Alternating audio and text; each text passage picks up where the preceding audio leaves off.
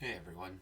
I thought I would make a video today to try to document and share a little bit of what's going on inside our house. It's been quite strange times for everyone, I have no doubts. We're now at day 18 in this adventure. Um, and it's weird in so many different ways. Main things I wanted to try to share, at least from our home, um, is a lot of the stress and weirdness that has been happening. We've been very radio silent with a lot of people. We haven't been able to talk to many, just because we're trying to keep ourselves as safe as possible. Um, Ethan and I have been staying home as much as we can because we don't want to bring anything into the house because we're trying to do everything that we can to keep Stephanie as healthy as we can. Um, Stephanie broke some of the radio silence last night, and that's why I feel like I'm able to share a bit more today. Um,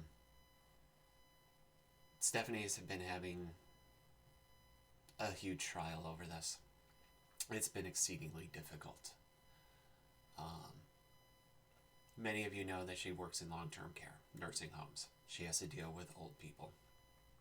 And unfortunately, that's the main demographic that this thing's taking out. So she has gone through the roller coaster of not knowing of what to do and going to the point of being told that she was going to have to deal with it head on. And then she was trying to figure out everything that she possibly could to mitigate it as much as she could for her residents.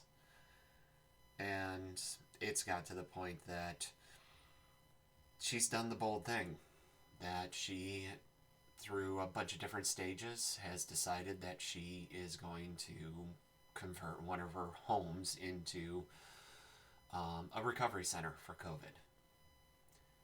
Because unfortunately, as it sits right now, many of the hospitals in the Detroit area are full. They're at maximum.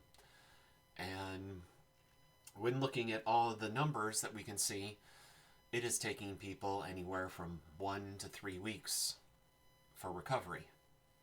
And those people need to be watched over, and they need to have nursing staff around them, but they don't need to be in the actual hospitals. Those hospital beds need to be opened, and she came to the realization that that's where she sat. That she, her team, her building needed to be not the absolute front line, but needed to be the direct support for the front line. This has scared her, me, and many other people. We don't know how it's going to come out. There's been a lot of worry about who will be infected and who possibly could die. From just residents to coworkers to family. And it's weird. But I fully support her in doing this. It needs to be done. It's what she's trained for. It's what her skill set's good for. She needs to be out front. Not only because of what her skills are, but it's also because of who Stephanie is.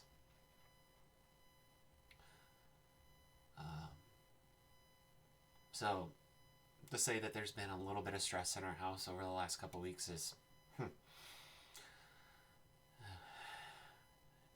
there's been a lot of stress.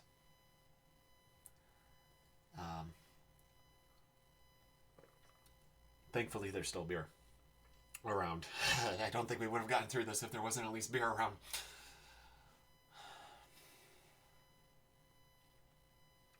We know that this could devastate our family.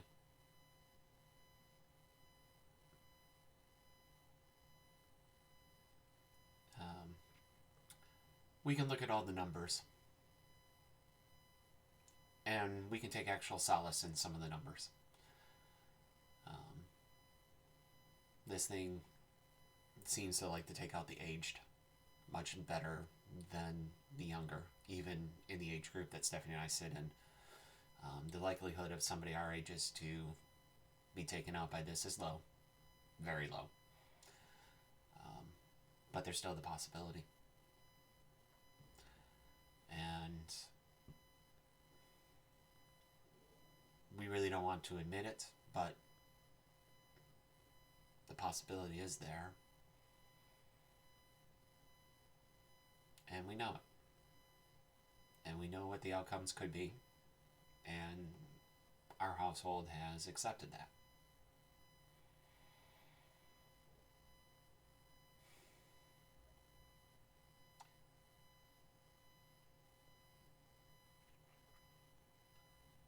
I think something else that we in this house, and I think a lot of people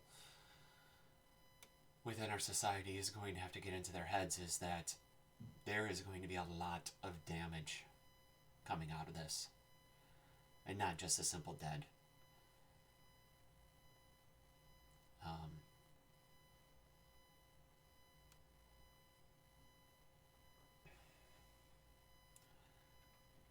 We were woefully unprepared as a society for this. And I'm not here to place any sort of blame on any one group. And I think that anybody that attempts to use this to lay blame on any one group, ideology, or anything like that, anyone that does that is the biggest problem that we have right now. We're at a point that we have to unify, we have to move forward. We have to identify the future problems, and we have to make sure that we don't go through this again.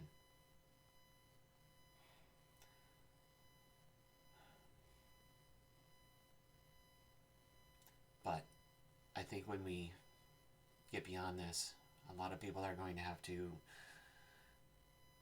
understand that many of our medical people, our nurses, our doctors, CNAs, and everything in between, EMT, techs, the chances of them coming out of this with some sort of level of PTSD is going to be high. Because these people have been shoved into situations where there was no good answer. Situations where these people have been shoved into where they're going to fail. Unfortunately, there's so many people that are in a place where they're not going to win. And the best that they can do at this point is to just make sure they don't lose horribly.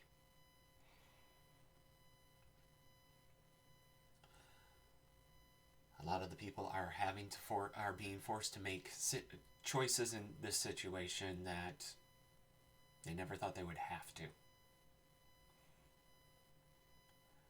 I don't envy them one damn bit.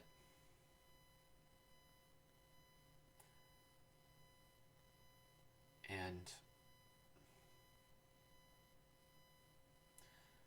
everyone that's around them, the people that have had to make these decisions, are going to have to step up after this and support them. Be understanding. Do what they can.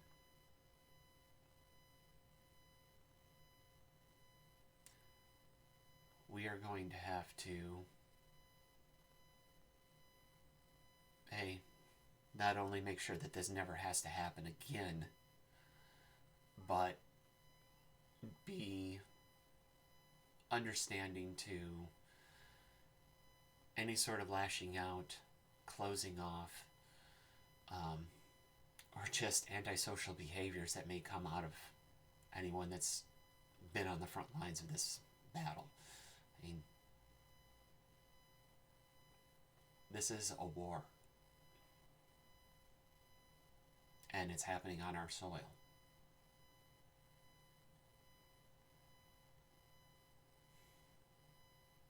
In our cities.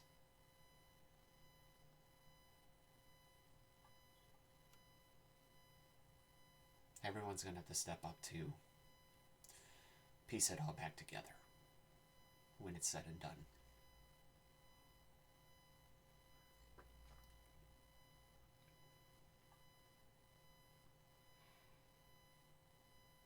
So,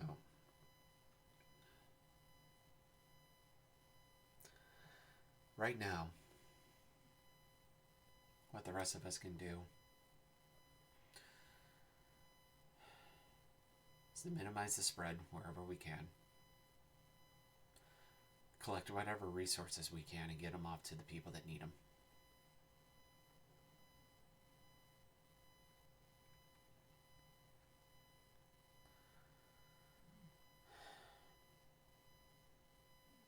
I don't know.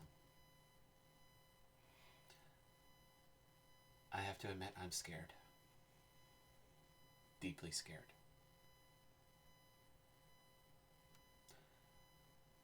I'm at the point that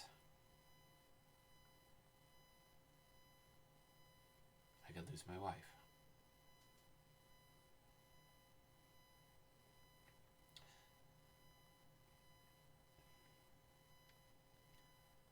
But at the same point, I can say that if I do lose my wife, I know damn well that she's trying everything she can to help as many as she can. And that's more important.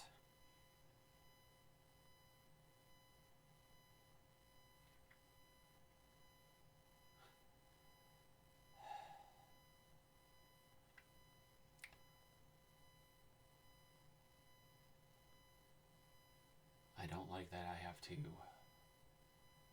sort of sit this one out.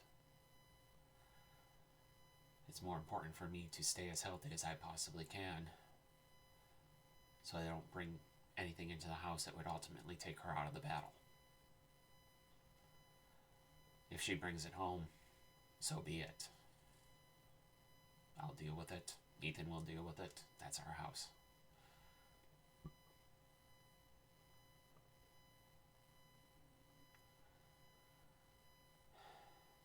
I don't envy Stephanie one bit right now.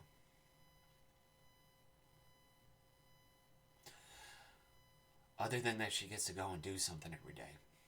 That part I do envy.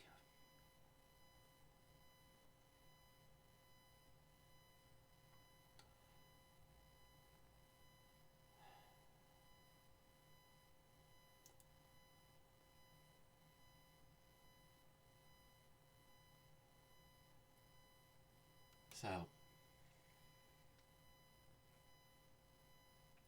I'm not asking it for everyone to just stay home. I think that's almost as dangerous in the long run. I'm asking everybody that if you have, when you go out, to be as careful as you can. Be mindful of what's around you and what's going on. Do what you can to minimize of having to use emergency services. Do what you can to make sure that you're not adding any extra stress into the system. Because every little bit of extra stress can trickle down and put stress on Stephanie. I will be completely selfish here. That I don't want any extra stress on her than absolutely need be. But she needs to do what she can to get people out of those hospitals so that the people that really need to be there can be there. So that we can rescue as many people as possible. Unfortunately, not everybody will be. And that's the part that hurts the most in this all.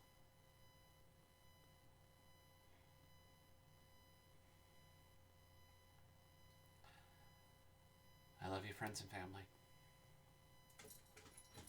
I probably don't say that enough. I love you, Stephanie, if you've made it all the way through this darn thing. I'm proud of you.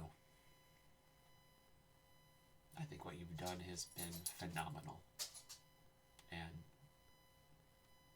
amazing. Keep going forward. Keep doing what you can do.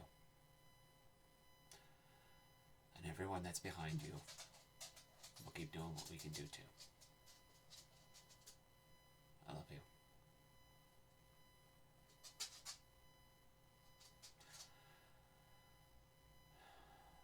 And here's looking forward to summer. Hopefully we can go outside.